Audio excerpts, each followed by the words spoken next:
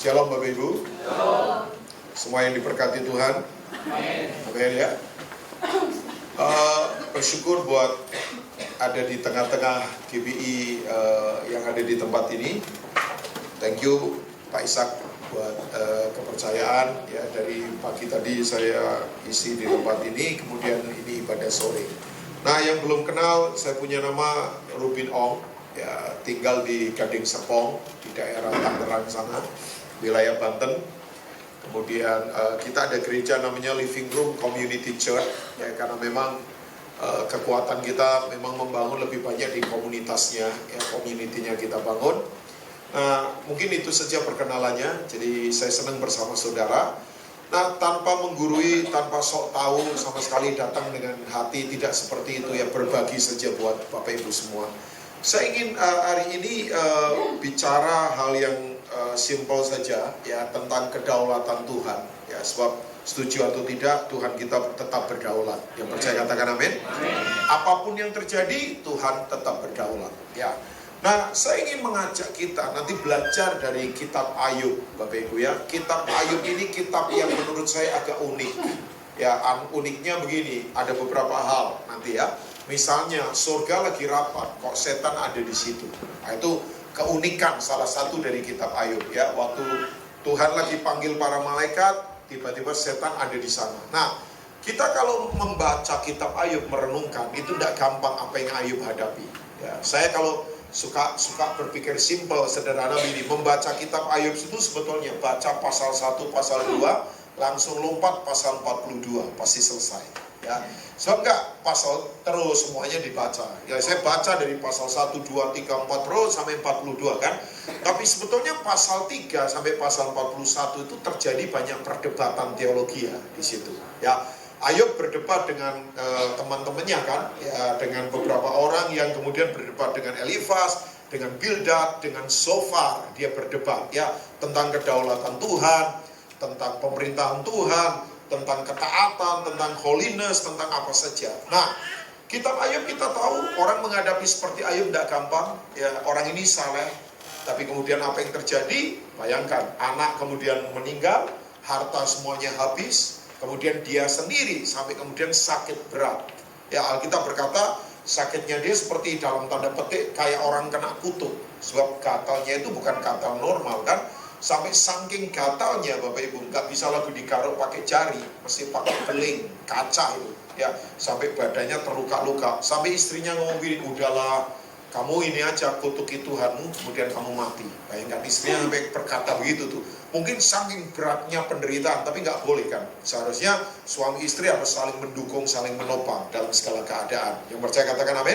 Tapi istri Ayub ini ngomong udah saking beratnya, mungkin dia tidak tahan lihat penderitaan Ayub, tapi mungkin secara rohani juga dia tidak matang. Ternyata ya, walaupun Ayub orang saleh, ternyata istrinya nggak matang secara rohani.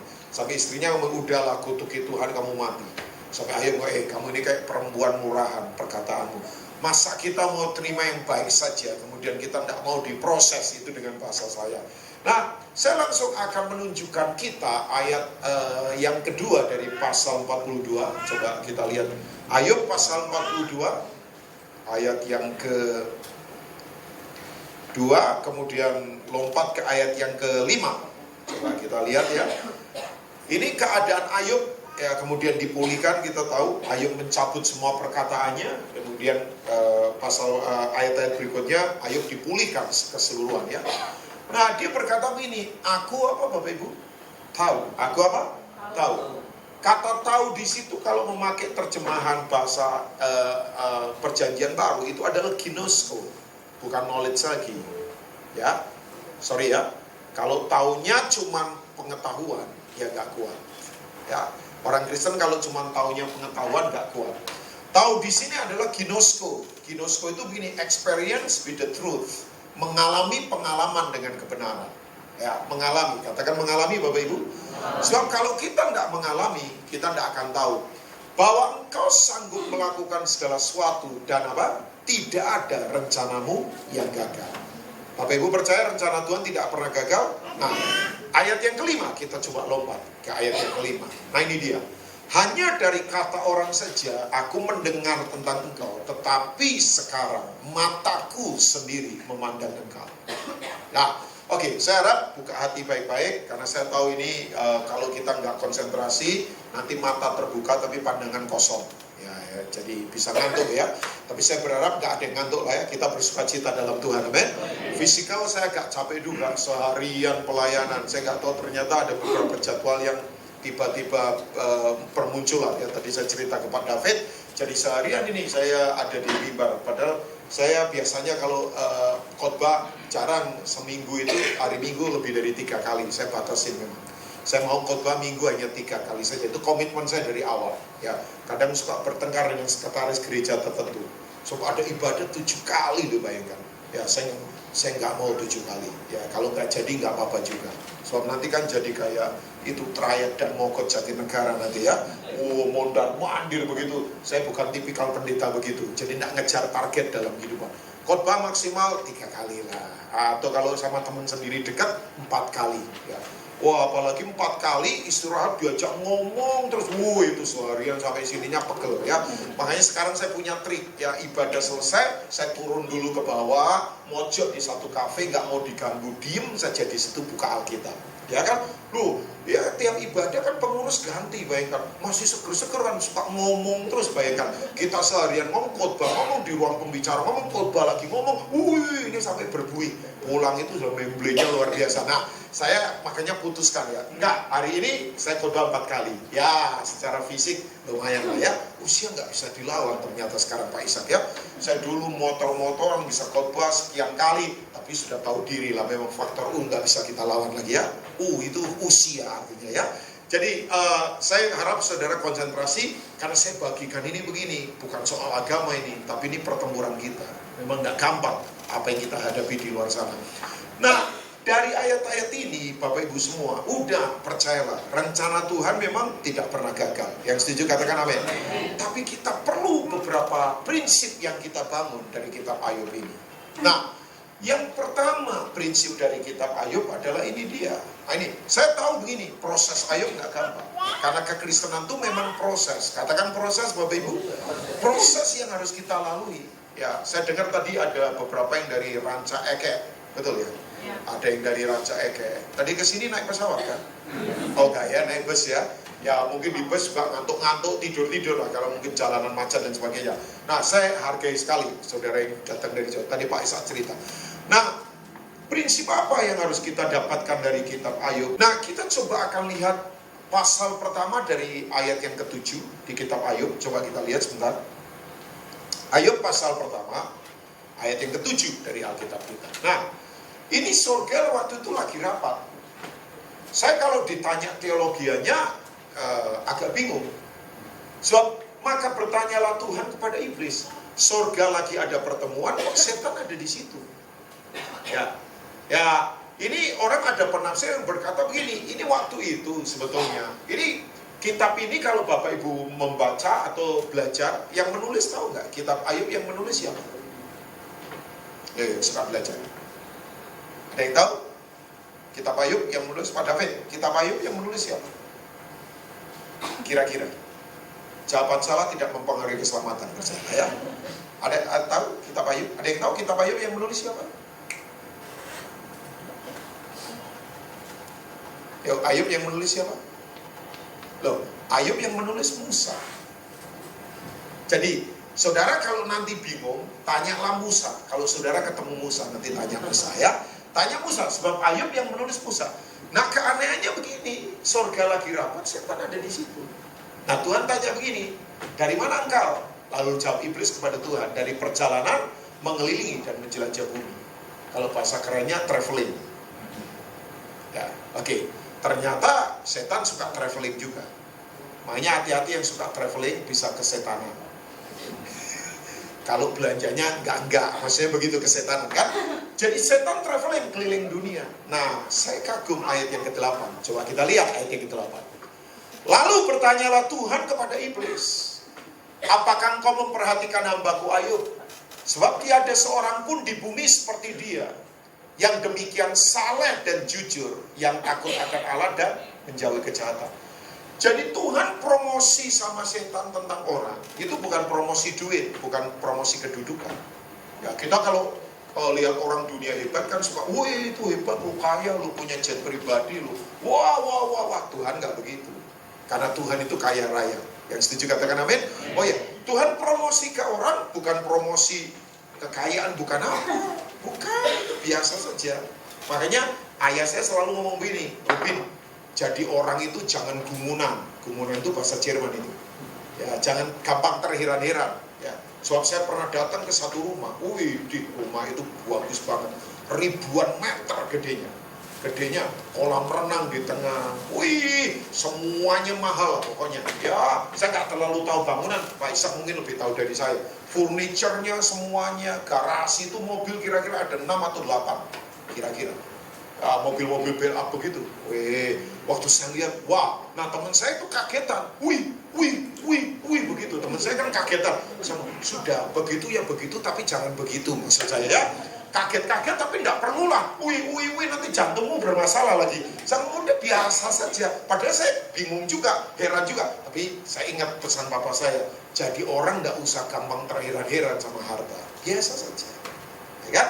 Makanya tadi pagi saya khotbah, ya saya mau jadi pendeta. Itu ingat lagunya Bimbi, sederhana tapi manis. Ya, Bu Hana tahu lagu itu ternyata ya. Ya, Bimbilah seorang gadis, sederhana tapi manis. Jadi saya mau jadi pendeta yang sederhana tapi manis. Nah itu ya, simplicity but sweet. Wah itu kan keren ya. Jadi kemudian saya bilang, udahlah biasa saja. Tapi kan kita kalau lihat orang hebat kan, wih, Tuhan tidak promosi begitu. Tuhan promosinya begini. Kamu lihat Ayub kan? Takut akan aku, saleh. Nah ternyata Ayub ini memang orang diberkati. Tapi kemudian ayat yang ke-9 Alkitab berkata begini, nah ini dia. Lalu jawab iblis kepada Tuhan, apakah dengan tidak mendapat apa-apa Ayub takut akan engkau, akan Allah. Ayat 10 ya. Bukankah engkau yang membuat pagar sekeliling dia dan rumahnya serta segala yang dimilikannya? Makanya gak usah takut, berkat datang dari Tuhan. Apa yang dikerjakannya telah kau berkati, dan apa yang dimilikinya makin bertambah di negeri itu. Coba ayat 11. Tetapi ulurkanlah tanganmu dan jamalah segala yang dipunyainya. Ia pasti mengutuki engkau di hadapanmu. Nah oke, saya tanya buat Bapak Ibu sebelum saya coba siarkan beberapa hal. Percakapan di alam yang tidak kelihatan. Saya mau tanya, Ayub tahu nggak di alam yang kelihatan? Nggak tahu. Nah ini mesti kita pahami. Bahwa dalam hidup ini ada dua alam, yang rohani dan jasmani. Dua alam ini sama-sama nyata, very real. Tapi begini ternyata, bahwa percakapan antara Tuhan dengan setan di alam yang tidak kelihatan, Ayub nggak tahu. Ya, oke. Waktu saya merenungkan ini, saya berkata, wow. Jadi percakapan di alam yang tidak kelihatan itu Ayub gak tahu. Makanya saya ingatkan ada dua alam, alam rohani dan alam jasmani. Dua-duanya nyata. Tapi yang begini nih yang saya mau katakan buat Bapak Ibu semua, bahwa di alam yang tidak kelihatan ada percakapan. Setan tuh begini, nyerang integritas Tuhan. Bahwa begini, orang Kristen tuh kebaktian karena diberkati. Coba kalau nggak diberkati, mana mau sih jauh-jauh datang kebaktian. Ayo. Oh ini dalam ini sindirannya. Ya, jadi ya kita ini taat sama Tuhan karena diberkati. Coba kalau nggak diberkati masih taat ya. Dalam ini. Ya, coba. Jadi Tuhan itu diserang integritasnya. Ya Tuhan, manusia-manusia itu cari engkau kan karena dilindungi, karena dipagari. Coba kalau nggak diberkati, coba kalau ada kesusahan, masih nggak tetap setia sama engkau. Wah saya begitu membaca ini, saya berkata ini kurang ajar ini serangannya. Coba, kehormatan Tuhan diserang. Bahwa kita ini katanya cari Tuhan karena kita cari berkat, karena dilindungi. Coba kalau nggak diberkati, coba kalau kita mengalami kesusahan, masih nggak kita tetap beribadah sama Tuhan. Nah ini nih intinya. Makanya kemudian Tuhan berkata begini, oke, sekarang begini, kamu lakukan apapun sama Ayub, cuman nyawanya di tanganku. Makanya saya beritahu buat Bapak Ibu, gak usah takut. Mati hidup itu hak prerogatifnya Tuhan. Nyawa kita ada di tangannya. Tapi sebetulnya, ini dia. Makanya Tuhan itu cari orang-orang yang tetap berani setia di tengah semua pertempuran apapun. Ya, kalau bahasa hukumnya itu adalah Tuhan cari orang yang berani, itu punya delikti. Ya, itu istilahnya sebetulnya Pastor Erastus Sabdono pernah khotbah tentang corpus delicti. Ya, saya nggak tahu kalau Bapak Ibu baca bukunya Pak Erastus itu ada istilah corpus delicti. Corpus delicti itu kan corpus itu makhluk, delicti itu istilah hukum Pak Isa. Hukum itu begini, pembuktian bahwa kita itu adalah begini, membuktikan sebetulnya apakah kita itu tetap setia di tengah semua hal yang tidak gampang. Ya kan? Nah, saya tantang hari ini Bapak Ibu. Saya harap masih konsentrasi ya. Kayaknya berjuang sekali nih mantap mendengar ini ya. Saya tahu gak gampang memang ya. Saya gak khotbah lama-lama, percayalah ya. Gak perlu karunia kenabian untuk melihat siapa yang ngantuk. Dan gak perlu karunia. Karena dari sini kelihatan kan jumlahnya gak terlalu banyak. Jadi kelihatan banget. Kayaknya kasihan sekali nih penderitaan, kecapean atau apa saya gak tahu ya. Tapi tetap konsentrasi ya Bapak Ibu ya. Percayalah, saya khotbah gak lama-lama, percayalah. Kira-kira 2 jam saja dari tadi itu. Gak kira-kira 45 menit lah saya kemudian mengerti saudara mungkin penuh pertempuran dan apa saya nggak tahu, keletihan dan sebagainya. Oke. Nah, sebab menurut survei tempat paling enak ngantuk itu memang di gedung gereja katanya. Jadi gedung gereja itu tempat ngantuk paling enak sih. Ya sebab udara dingin, apalagi pembicaranya suaranya empuk-empuk begitu, itu paling enak itu ya. Oke, kembali ke sini. Nah, jadi ngomong apa saya agak lupa tadi ya. Bahwa Tuhan itu makanya tidak cari penyembahan. Tuhan cari penyembah, gak cari penyembahan. Tuhan tidak cari pujian. Tuhan itu cari pemuji. Makanya sebetulnya begini, menyembah bukan soal nyanyi. Menyembah bukan soal main musik, bukan. Ekspresi saja. Jadi kalau ada orang main musik, nyanyi itu ekspresi. Tapi Tuhan itu cari worshiper yang hatinya memang betul-betul melekat sama dia. Oke. Saya nggak tahu, saudara pernah dengar cerita ini nggak? Revolusi Prancis itu kan abad 17, 8 sekian lah. Revolusi industri. Dari era pertanian ke industri. Sekarang sudah nggak industri lagi, sudah digital. Sudah era apa namanya? Informasi digital Pak ya. Sudah semuanya by mesin sekarang, udah by itu. Makanya tenaga kerja sekarang makin berkurang. Karena semuanya bayangkan, sudah sistemnya elektrik semua sekarang di mana-mana. Ya, saya tapi tetap dorong orang-orang untuk bikin usaha. Makanya saya suka kalau ada orang yang buka pekerjaan menyerap banyak tenaga kerja. Itu gereja sesungguhnya. Sebab di mana ada pekerjaan berarti ada komunitas harapan. Saya paling suka itu. Saya gitu kalau doain orang usaha, saya paling senang kalau menyerap tenaga kerja banyak. Sebab berarti memberi harapan buat orang untuk derajat hidupnya akhirnya naik. Ya memang ngurusin orang gak gampang. Ya, kadang-kala ada yang sudah dikasih kerja tetap sombong saja, tetap malas saja. Memang gak gampang ngurusin orang itu, gak gampang. Kalau ngurusin mesin kan lebih enak. Ya kan? Ya kalau dia malas matiin saja dijual kan.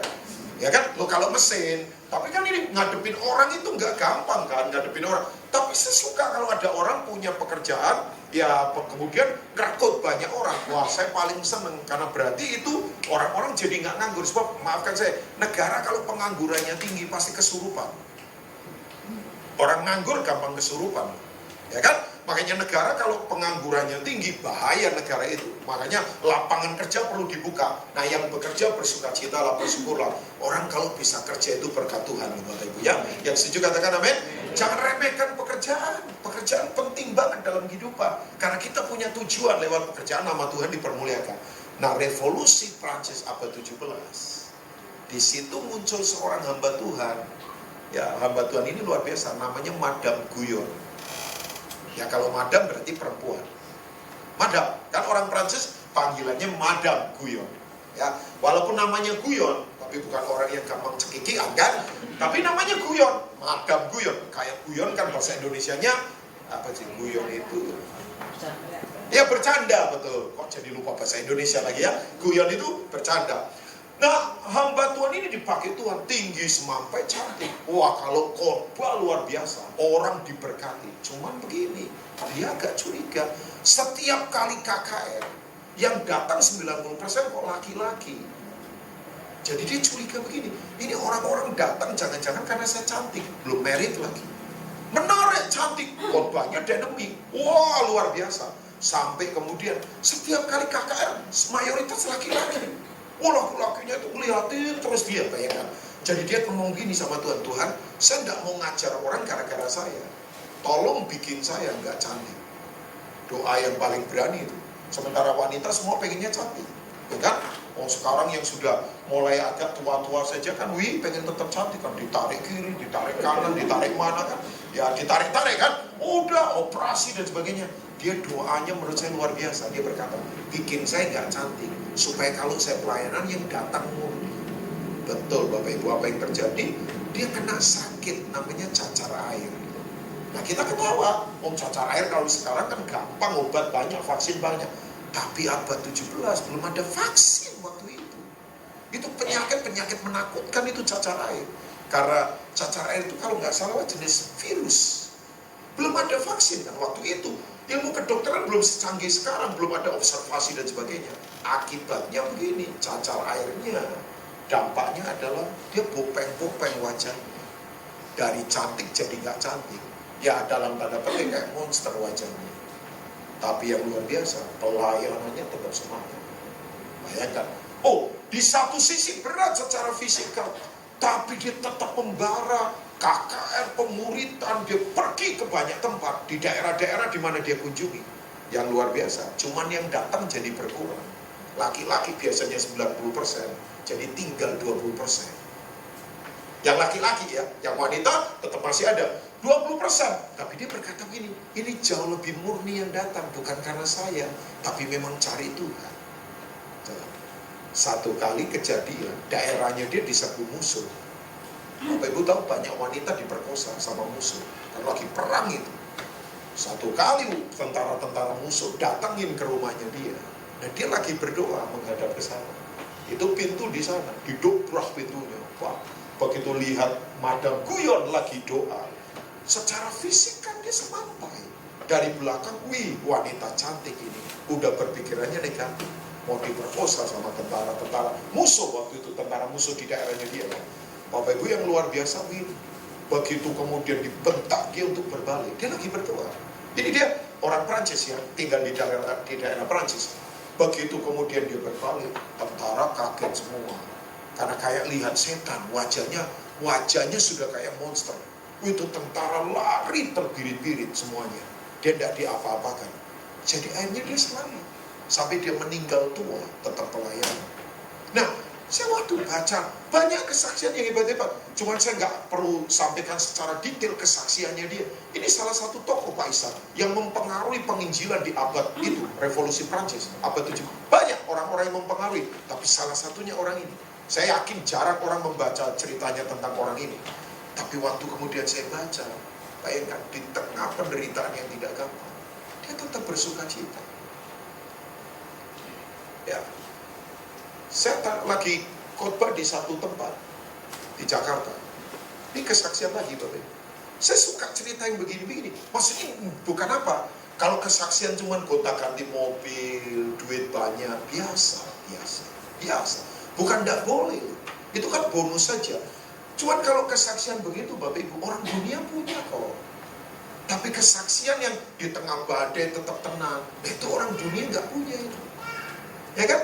Kalau kesaksian-kesaksian yang hanya soal misalnya fasilitas apa, orang dunia punya. Makanya saya wanti-wanti jemaat, kalau kesaksian hati-hati. Jangan kesaksian yang hanya aku, ganti mobil, rumah baru. Maksudnya ini biasa, itu tidak perlu disaksikan sebetulnya. Karena orang dunia punya. Nah satu kali saya lagi khotbah di satu persekutuan. Teman saya ngomong begini, Pak Surbin ini keluarga ini luar biasa. Saya tanya kenapa? Nah keluarga ini punya anak. Yang nomor 1 sekolah di Amerika, perempuan, balik ke Indonesia for good. Usianya masih di bawah 30 tahun, cantik anaknya, walaupun tidak terlalu tinggi. Saya agak lupa namanya, Jessica atau siapa. Balik. Nah karena dia anak sulung, nerusin usaha papanya. Papanya pemain tanker minyak. Gede, sudah cukup lama, tanker minyak. Wah kalau main tanker kan ini orang keras kan, maksudnya memang tanker, bayangkan di pelabuhan, di apa, jadi biasa menghadapi yang begitu-begitu. Nah anak ini kemudian begini, ikut. Sampai satu kali ternyata anak ini divonis kena sakit kanker darah, leukemia, tapi sudah stadium tinggi, stadium 4. Akhirnya begini, berobat. Nah ke Amerika, untuk sekian bulan terapi berobat. Tapi karena stadium tinggi, Bapak Ibu, berat memang berat. Karena sudah ke tulang dan sebagainya. Sampai akhirnya ya ini karena apa namanya, dapat lesson dari rumah sakit. Dia sudah nyuntik morfin sendiri kan, karena waktu sakit harus mesti peredam rasa sakit. Morfin itu kalau di dunia kesehatan nggak apa-apa karena memang untuk meredakan rasa sakit. Tapi dengan resep dokter tentunya ya. Jadi nyuntik sendiri Pak Isa. Kalau lagi sakit, nyuntik sendiri. Kan kena tulang dan sebagainya. Tapi yang luar biasa Bapak Ibu tahu, di tengah penderitaan begitu, yang hebat begini, tiap hari dia WA, dia BBM. Waktu itu zamannya masih BBM manual. Kuatin orang-orang gereja yang sama-sama sama dia. Ini tadinya papanya belum bertobat, kuatin tiap hari. Bahkan doanya sama Tuhan sederhana, Tuhan gak apa-apa, maksudnya gini, aku bersyukur, tapi tolong kalau boleh jangan sampai rontok rambut saya, sampai botak. Saya mau biasa sisiran tiap hari, kan rambutnya panjang. Orang kemoterapi kan efeknya salah satunya botak kan ya, maksudnya rontok begitu karena efek kemoterapi. Dia doanya satu, Tuhan aku mau supaya tetap bisa panjang rambut, bisa sisiran. Dan memang gak botak. Ya, yang luar biasa lagi, dia pertobatkan suster-suster di sana. Orang-orang Amerika.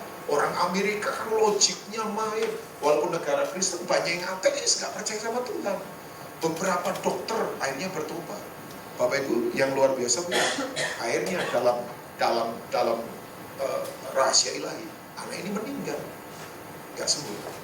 Still lihat masih muda, lulusan sana, waduh, sampai yang luar biasa keluarganya. Tapi yang hebat begini, lewat kejadian yang terjadi pada dia, itu banyak tante omnya yang bertobat, bahkan papanya sekarang. Saya terakhir ketemu papanya, semangat pelayanan, walaupun masih Kristen baru ya, masih terus banyak dimuridkan oleh teman saya, karena dia ada jemaat di tempat teman saya, ya terus dimuridkan.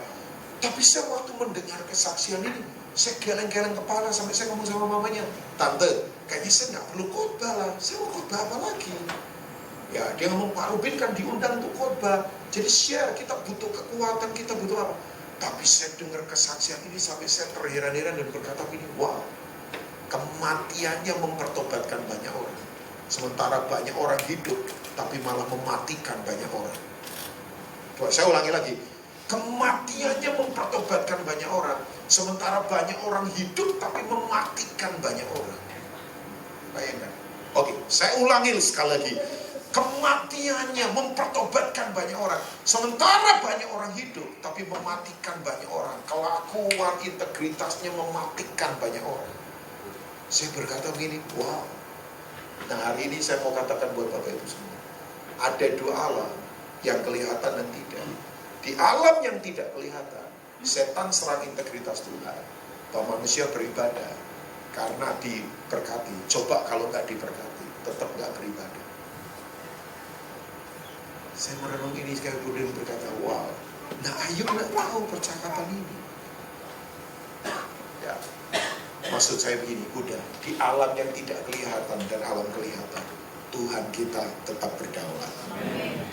Yang setuju sekali lagi katakan amin. Nah, sekarang yang kedua, prinsipnya ya. Coba kembali ke ayat yang kedua dari pasal 42. Kita kembali ke sana. Khotbah saya hari ini mengingatkan saja, karena saya tahu sekali lagi ya, proses kita nggak gampang. Ada yang lagi bergumul dengan banyak apa saja. Ya, kadang-kadang kita bertanya ya, kok kenapa doa tidak sesuai yang kita harapkan? Kok kenapa proses hidup terus terjadi? Udah, nikmati bahwa hidup ini, sekali lagi, ini dia. Bahwa aku tahu engkau sanggup melakukan segala sesuatu dan tidak ada apa? Rencanamu yang gagal. Sekali lagi yang setuju katakan amin. Ini saya kalau ngomong begini nggak ngomong politik ataupun apa. Ya apa yang terjadi di Pilkada DKI aneh kan? Aneh banget. Tapi yang saya tahu, orang tanya begini, Pak Rubin bagaimana menurut Bapak? Yang saya tahu rencana Tuhan tidak pernah gagal. Ya, so gini, Tuhan kita berdaulat. Katakan berdaulat Bapak Ibu. Nah kata Tuhan berdaulat, itu bahasa aslinya apa sih? Kata Tuhan kan ada tiga. Yang pertama kurios. Kurios itu penguasa tunggal. Yang kedua Adonai. Adonai itu adalah Tuhan, adalah manajer atas sebuah sistem. Dia adalah the Lord of Management. Ya, dia tuan atas sebuah sistem. Makanya kalau kita ada di sistem Tuhan, tidak usah takut, nggak ada kata bangkrut. Di sistem Tuhan, selalu kita di backup dalam segala hal. Yang setuju katakan amin sekali lagi. Tapi ada kata ketiga, Tuhan berdaulat itu bahasa aslinya ditulis dengan kata apa? Ada yang tahu kan? Kurios Adonai. Satu lagi, kata Tuhan, despotes. Jadi despotes itu adalah Tuhan kita, Tuhan yang berdaulat. Percayalah. Kenapa kok Tuhan berdaulat? Oh iya, Tuhan berdaulat. Tuhan tidak bisa terkalahkan oleh apapun. Ya, saya masih ingat banget. Ya, zaman dulu, zaman dulu saya masih kecil. Ya, saya masih ingat banget. Ya, nah, saya percaya begini nih. Nanti saya akan beritahu zaman dulu masih kecil. Kan dulu ada kalau ada kebanggaan adalah orang punya sepeda BMX. Sepeda BMX ya. Yang angkatan saya, ya kalau angkatannya saya nggak tahu, angkatannya Pak David nggak tahu ada sepeda BMX ya. Ada Pak? Oh, masa sih? Bapak kayaknya lebih senior dari saya jauh. Enggak lah ya. Ada ya sepeda BMX, ada ya. Pak Ishak tahu kan sepeda BMX dulu zaman-zaman SMP, saya SMP, wih, itu orang kalau punya sepeda BMX dari nggak ganteng jadi ganteng. Temen saya kepalanya peyang jadi ganteng loh, coba bayangkan, karena naik sepeda BMX. Nah, sepeda BMX itu dulu kebanggaan banget. Wah, kita kebut-kebutan kan, ada di track, ada di pertandingan. Nah, begini, dulu. Saya tuh pengen punya sepeda BMX, tapi papa saya nggak mampu beli. Dia mau. Wong papa saya mengasihi saya. Ya, anak nomor 1, bayangkan, anak sulung, dia sayang saya. Jadi begini, dia punya kasih itu mau. Tapi ternyata dia nggak punya kuasa itu mampu. Saya ulangi, papa saya punya kasih, mau. Tapi papa saya belum punya kuasa, nggak ada kemampuan. Jadi saya suka duduk di pinggir lapangan, nonton teman-teman saya main. Kadang-kala kalau mereka baik, mereka pinjemin. Tapi baru senang sebentar, diminta lagi. Ya kan? Jadi saya nongkrong saja di pinggir jalan, lihat mereka main. Nah, yang nggak enak teman saya. Teman saya itu anaknya orang kaya. Tapi papanya, ya ampun, pelitnya luar biasa. Papanya itu mampu, punya kuasa, ada duit. Tapi nggak punya kasih, nggak mau. Ya lebih susah dia daripada saya ya. Ya, sama-sama susah lah ya. Enggak, sebab papa saya mau, tapi nggak mampu. Yang nggak enak, papanya dia mampu, tapi nggak mau. Sampai kita ya duduk berdua, tapi nggak gandengan tangan, nanti nggak normal lagi ya. Jadi kita duduk berdua nonton saja. Sementara yang lain main, ya kita cuma duduk saja, nggak bisa ngapa-ngapain, bayangkan. Nah, saya beritahu buat Bapak Ibu semua, Tuhan kita itu penuh kasih, tapi penuh kuasa. Dia mau, dia mampu. Dia mampu, dia mau. Kasih itu mau, kuasa itu mampu. Kuasa itu mampu, kasih itu mau. Dia mau, dia mampu. Dia mampu, dia mau. Dia mau, dia mampu. Dia mampu, dia mau. Aminnya kurang mantap kayaknya.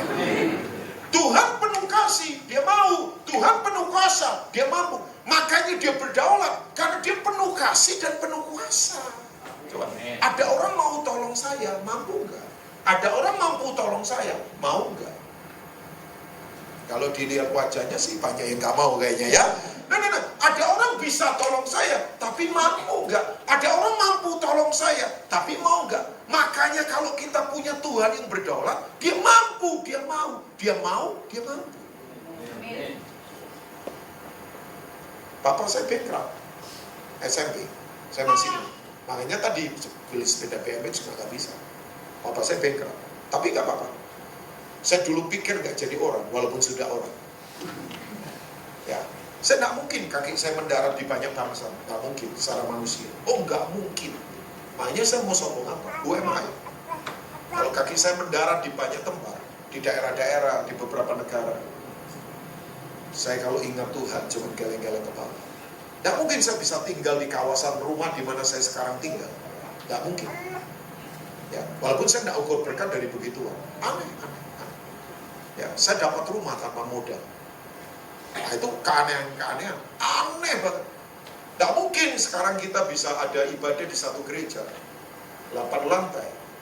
Dan 1 lantai memang untuk pelayanan. Yang lain buat tenan. Karena itu office building. Tidak mungkin. Tanya sama pendeta Fandi. Ya, kita ibadah di tempat yang cukup nyaman. Gak ada pengumuman gereja kita, gak ada. Gak ada itu pengumuman, ya gak ada apa. Tapi tiap minggu orang baru newcomers nambah terus. Padahal kita sebetulnya ngomong gini, jangan terlalu banyak supaya lebih fokus. Tapi ya kalau nambah, bagaimana nolak? Ibadah kira-kira udah di atas 200-an sekarang. Padahal belum lama. Aneh-aneh. Makanya saya kalau tengok Tuhan berdaulat itu luar biasa. Saya dalam hidup begini Bapak Ibu, dalam pelayanan saya tidak mau dibatasi apapun. Tidak mau dibatasi uang, tidak mau dibatasi oleh fasilitas, tidak mau. Next month, bulan depan, sekolah kita berdiri lagi untuk kesekian kalinya. Sekolah gratis Pak. Sistem asrama. 25 orang, di Rote. Bapak Ibu, Rote itu bukan di Los Angeles ya, bukan ya. Rote itu pulau paling selatannya Indonesia. Kalau paling utaranya kan Miangas. Saya bersyukur sama Pak Jokowi ya. Maksudnya Tuhan pakai beliau. Miangas itu Sangirta Laut yang sekarang dekat Marawi itu. Nah, makanya perlu didoakan itu. Sebab dari sana itu kalau orang naik kapal hanya 3 jam nyampe Indonesia. Makanya sekarang dijaga tentara dan daerah sana. Kan lagi konflik di sana itu, Filipina, Mindanao. Itu tuh, ya. Itu paling utara. Paling selatan itu adalah Rote. Nah, Rote itu Bapak Ibu, kalau nyebrang terus, lurus pakai kapal 4 jam nyampe Darwin, Australia. Makanya kalau bulan Juli begini, udaranya dingin karena kecipratan. Itu tuh, kecipratan ini. Apa sih namanya? Kena efek dari selatan kan, dari bawah kan, itu New Zealand dan sebagainya. Kutub mana? Selatan ya Pak, kutub selatan. Kalau kutub utara kan North Amerika sana ya.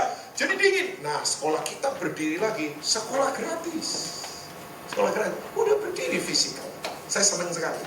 Ya, untuk kesekian kalinya nolong Indonesia Timur. Sebab di Indonesia Timur kita kekurangan guru Kristen 35.000. Makanya saya lagi prihatin kalau gereja nggak bergerak ke generasi. Mungkin di gereja terlalu bising sih ya dengan sound system atau apa, jadi kita kurang mendengar lagi di luar. Padahal kerjaan kita di luar banyak. Ya, kita mesti sama-sama bergandengan tangan. Tapi kalau orang tanya begini, kok bisa Pak Ubin bagaimana? Nggak tahu. Tuhan berdaulat. Coba, kita dari dulu nggak pernah main proposal, minta-minta, enggak. Padahal kita melayani generasi Pak. Ya, saya bisa saja atas nama pelayanan nyodorin proposal ke Pak Ishak. Pak Ishak, inilah bantu-bantu ini, ada guru atau enggak. Ya, kalau kita manfaatin jaringan-jaringan di Jakarta banyak banget lah. Apalagi wajah dibuat memelas-memelas sedikit, gampang itu. Ya kan? Enggak. Satu kali ada bantuan dari Amerika, tetap mau kasih ke kita. Kira-kira lumayan lah, per tahun bisa 750 juta, dikurskan. Mereka mau bantu, tapi waktu kita berdoa, Tuhan jangan, bayangkan. Wah, kita nangis betul. Wih, lumayan. Wah, kita juga bukan untuk diri kita, tim kan bersama-sama. Tapi Tuhan ngomong jangan. Ya sudah, Tuhan ngomong jangan, kita nggak mau. Kalau diterusin bahaya kan, nanti hati bisa salah, nggak taat. Tapi kalau ditanya, kok tetap jalan sampai tim sudah jalan berapa lama Pastor Rubin? Hampir 16 tahun. Beberapa tim saya mungkin saudara pernah dengar kali, Bu Hana segala pernah dengar lah ya. Ada Jonathan Patiasina, ada Cornelius Wing, ada Samuel Saputra. Sampai hari ini kita jalan terus sampai hari ini. Dan Tuhan cukupkan, luar biasa. Network kita di Manado ada untuk anak-anak itu Pak, korban itu, human trafficking, penjualan wanita, anak-anak yang lahir di luar pernikahan, dibina, dirawat. Ya.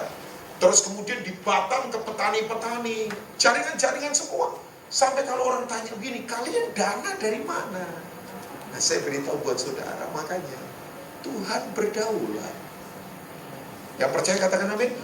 Gak usah takut. Maksudnya saya berkata bahwa dia penuh kasih, dia penuh kuasa, dia punya kemampuan, dia punya kemauan, dia mau, dia mampu, dia mampu, dia mau, dia mau, dia mampu, dia mampu, dia mau. Tuhan berdaulat. Oke, Mazmur pasal yang kedua. Saya tidak lama lagi akan selesai dengan beberapa prinsip ini. Setelah ini kita akan berdoa ya.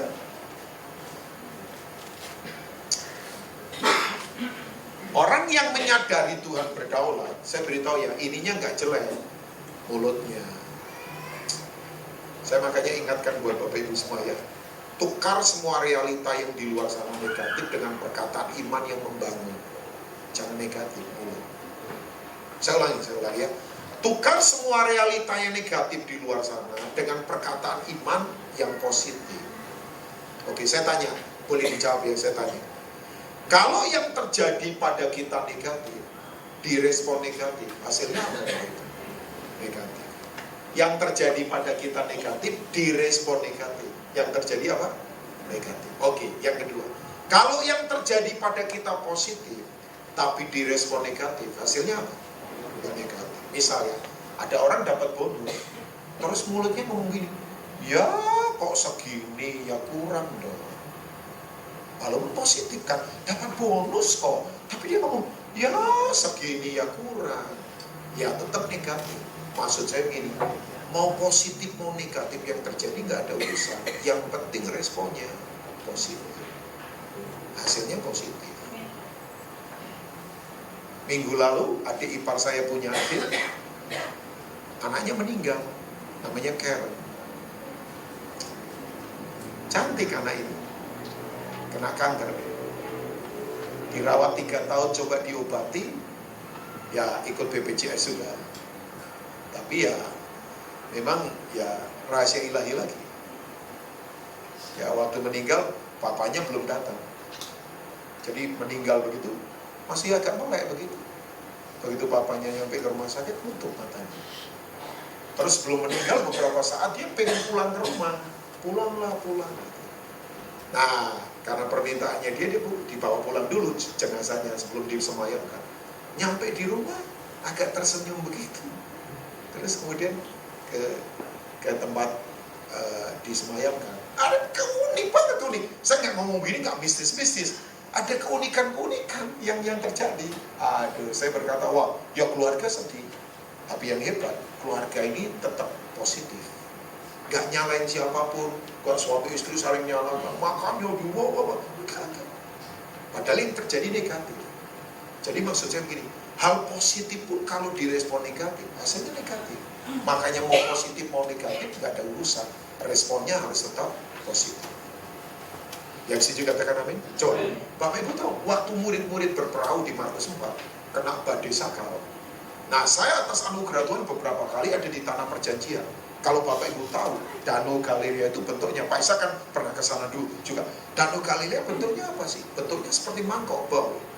Nah, itu kan bukit semua. Syria, Lebanon, Israel, kan perbatasan beberapa negara. Makanya dijaga ketat. Itu saya yakin di daerah situ banyak radar itu. Sebab itu sumber airnya tanah perjanjian. Kalau dicemari kan bahaya. Pasti ada radar di situ. Itu kalau ada benda asing apa langsung ketembak itu pasti. Karena itu dilindungi. Nah, Bapak Ibu tahu, begitu murid-murid berlayar di situ, nah ini dia. Angin itu kalau masuk ke Danau Galilea, keluarnya susah karena bukit semua. Jadi angin mutar di situ. Implikasinya ya lautnya, danaunya jadi bergelora. Bapak Ibu bayangkan, danau bergelora, perahu-perahu sederhana. Perahu nelayan biasa, digoncang luar biasa. Tapi yang hebat, Yesus tertidur di perahu. Nah itu tidur kualitas nomor 1 itu. Coba, minta tidur yang begitu tuh. Saya kalau mau tidur minta yang begitu. Digoncang badai tidur. Coba. Oh kita ini nggak digoncang saja. Kadang kalau tidur kaget-kaget, mimpi dikejar monyet 3 juta. Coba bayangkan ya, gelisah, nggak karu-karuan. Itu Yesus tuh diguncang badai. Nah tatap wajah saya, Bapak Ibu saya beritahu ya, orang itu kalau punya ketenangan, dunia akan heran. Di tengah semua kekacauan, orang Kristen tetap tenang. Nah itu dunia heran. Kok kurang amin kayaknya ini. Saya nunggu amin dari tadi sebelumnya ya. Ternyata agak terlambat juga aminnya ini. Oke, di tengah kegoncangan, orang Kristen tetap tenang. Nah itu dunia heran. Ya karena saya minta amin jadi sudah amin lagi. Gak apa-apa juga sih. Gak apa-apa juga. Lah luar biasa ini. Negatif gak yang terjadi? Negatif. Tapi begitu Yesus bangun, orang kalau bangun, ini manusia ya, perkataannya itu masih murni karena baru bangun tidur. Tapi begitu bangun, perkataannya positif. Jangan takut. Orang kalau tahu Tuhan berdaulat, ininya nggak jelek. Ngomel, maki, jelek kita. Mulut itu memang ada, apalagi orang Kristen kalau mulutnya nggak dijaga. Ya. Makanya saya itu kalau mau ngomong mikir dulu. Ya, ngomong itu mikir dulu. Hati-hati broadcast WA ya, Bapak Ibu ya. Kadang-kala ya, saya itu nggak terpancing. Sebab saya punya prinsip ini, kalau saya tidak menguasai konsep masalah tertentu, saya tidak mau sembarangan broadcast. Kita ini tidak tahu konsep, asal main broadcast aja. Nanti diminta pertanggungjawaban nggak bisa. Nggak menguasai. Kuasai dulu semuanya, baru WA. Saya nggak mau. Saya khotbah begini kalau nggak merenung juga saya nggak mau. Asal jeplak ngomong, jeplak itu apa sih? Tanya Pak David itu. Jeplak itu maksudnya asal apa sih Pak? Ngomong begitu ya. Itu bahasa Jerman itu jejer kauman itu, bahasa Jawa itu. Asal kalau orang Sunda ngomong apa Pak ya? Asal ngomong itu apa Pak? Pak Isan. Apa itu? Ya itulah ya saudara. Pasti bahasa Sundanya ada lagi ya. Wah, enggak, saya belajar untuk merenung betul-betul. Saya tahu begini, perkataan kita. Saya beritahu buat saudara semua. My word, your word. Create your word. Saya ulangi, your word. Create your word. Bahwa perkataan kita itu menciptakan dunia kita. Ya. Makanya suami istri saya ingatkan saja, jangan saling maki, jangan. Ini sekarang di anak-anak muda lagi ada film namanya Wonder Woman. Coba bayangkan. Sampai anak-anak kita pada puasa diet supaya kayak Wonder Woman. Coba bayangkan yang putri-putri. Wih, ya kan? Wah, sampai terobsesi. Saya pagi-pagi saya cium istri saya berkata ini, you are my Wonder Woman. Wah, langsung berbunga-bunga loh istri saya, bayangkan ya. Saya berkata, Wonder Woman bukan soal fisik dong. Soal apa yang ada di hatinya. Nah, bangun perkataan yang positif. Karena begini, orang kalau tahu Tuhan berdaulat, ininya nggak jelek omongannya. Saya makanya kalau lihat orang ngeremehin orang, ngerasain orang yang nggak perlu, jangan. Tuhan berdaulat. Manusia mau merencanakan yang jahat, Tuhan bisa mengubah semuanya untuk mendatangkan kebaikan buat kita semua. Makanya, saya tadi buka ayat ya, Mazmur pasal 2. Ini ayat terakhir, setelah ini kita berdoa. Mazmur 2 ayat 1 sampai 4. Enggak panjang-panjang ini ayat. Ya, ayat-ayat yang pendek saja, pendek-pendek. Mengapa rusuh bangsa-bangsa? Bangsa-bangsa itu suku ya. Mengapa suku-suku bangsa perkara yang apa? Sia-sia. Oh ya dong, sekarang rusuh di mana-mana. Sesama suku saling panas dan sebagainya. Ayat yang kedua. Ini. Raja-raja dunia bersiap-siap dan para pembesar bermufakat bersama-sama melawan siapa? Tuhan dan gerejanya. Yang diurapinya gereja kan? Gereja yang benar yang diurapinya. Ayat yang ketiga. Marilah kita memutuskan belenggu-belenggu mereka dan membuang tali-tali mereka daripada kita. Bayangkan, dunia para pembesar mau melawan Tuhan yang diurapinya. Tapi respon Tuhan apa? Senang sekali ayat 4. Tuhan apa? Bersemayam di surga apa? Tertawa. Yang dia bersemayam di surga apa Bapak Ibu? Tertawa. Enggak panik tertawa. Orang tertawa itu karena begini, berdaulat. Tuhan mengolok-olok mereka. Ya, pasti Tuhan mau bilang, mau buat apa kalian? Mau buat apa? Dia berdaulat. Ya, dia berdaulat atas hidup kita. Makanya hari ini kalau ada yang lagi susah, wajahnya sih kelihatan beberapa lagi memang ngalami tekanan apa, saya nggak tahu ya. Yang lagi ngalami tekanan apapun, jangan ngomel, jangan marah, jangan kecewa. Karena Tuhan kita berdaulat. Amin. Yang lagi hebat, jangan sombong. Jangan andelin kekuatan kita pada apa yang kita miliki, jangan. Tuhan kita berdaulat. Yang setuju sekali lagi katakan amin. Makanya betul, Ayub berkata ini, aku tahu engkau sanggup melakukan segala sesuatu. Tidak ada rencanamu yang gagal. Nah ternyata, coba kita ke ayat 5 tadi, kita selesai, pasal 42. Saya akan sebentar saja sampaikan ini. Hanya dari kata orang saja aku mendengar tentang engkau. Tetapi sekarang, kapan Bapak Ibu? Sekarang mataku sendiri memandang engkau. Tahu Bapak Ibu? Ayub itu ternyata salahnya hanya salah teori. Salah teori.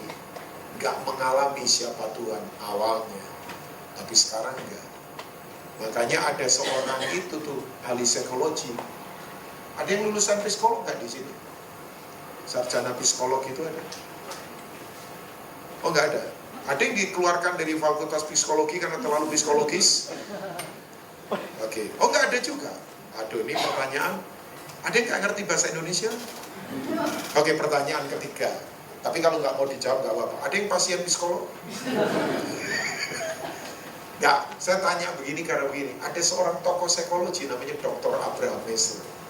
Aduh, menghina kekristenan dalam. Dia ngomong begini. Apa itu Kristen? Apa itu Kristen? Saya ingatkan ya Bapak Ibu. Semua kalimat yang dimulai dari kata jangan bangga dulu, ujungnya nggak enak. Ganteng sih ganteng, tapi pendengaran kurang. Nah, itu nggak enak ya. Nggak semua kalimat yang dimulai dari kata itu pasti ngerjain kita. Kan dia ngomongin apa itu Kristen? Kristen orang-orang yang mengajarkan pengalaman-pengalaman dari orang-orang yang mengalami pengalaman-pengalaman yang dia sendiri tidak pernah alami, diajarkan pada orang-orang yang orang-orangnya juga tidak pernah mengalami pengalaman-pengalaman itu tentang orang-orang yang mengalami pengalaman-pengalaman itu. Saya tahu bingung, saya ulangi lagi ya. Dan dia berkata begini, apa itu Kristen? Apa itu Kristen? Kristen orang-orang yang mengajarkan pengalaman-pengalaman dari orang-orang yang mengalami pengalaman-pengalaman yang dia sendiri tidak pernah alami, diajarkan pada orang-orang yang orang-orangnya juga tidak pernah mengalami pengalaman-pengalaman itu tentang orang-orang yang mengalami pengalaman-pengalaman itu. Yang bingung-bingung lah, saya tidak akan ulang lagi. Sebab panas dalam saya. Kalau ditarik keluar kata ini, teori kamu. Saya begitu membaca pernyataannya, mau marah saya. Marah kudus, Pak. Pendeta kan harus kudus ditambahin kudus. Begitu saya mau lempar bukunya, bayangkan. Ini kan sembarangan banget nuduh. Tapi Roh Tuhan ngomong gini sama saya. Ngapain marah? Buktikan saja dalam kehidupan. Loh, dia menghina. Kristen itu cuma teori-teori semua itu. Waktu kemudian saya membacanya, iya. Ternyata dia negur kita, walaupun agak menghina. Tapi itu, ini buat saya. Makanya kalau orang tanya, Pastor Rubin, dalam pelayanan yang sulit apa? Yang sulit ini, melakukan yang saya khotbahkan, mengkhotbahkan yang saya lakukan. Itu tidak gampang. Saya ulangi, melakukan yang saya khotbahkan, mengkhotbahkan yang saya lakukan. Itu tidak gampang. Pak Isa setuju nggak, Pak? Ya, mau nggak mau setuju ya, Pak ya. Sebab pendeta kalau nggak melakukan, teori saja. Makanya hari ini Tuhan nggak mau saleh kita hanya teori, saleh kita mengalami pengalaman bersama Tuhan. Caranya tutup dengan ini, beri akses kebenaran untuk bekerja seluas-luasnya dalam hidup kita di tengah keadaan seperti apa. Tuhan memberkati. God bless you all. Amin. Buat firman Tuhan. Mari bangkit berdiri.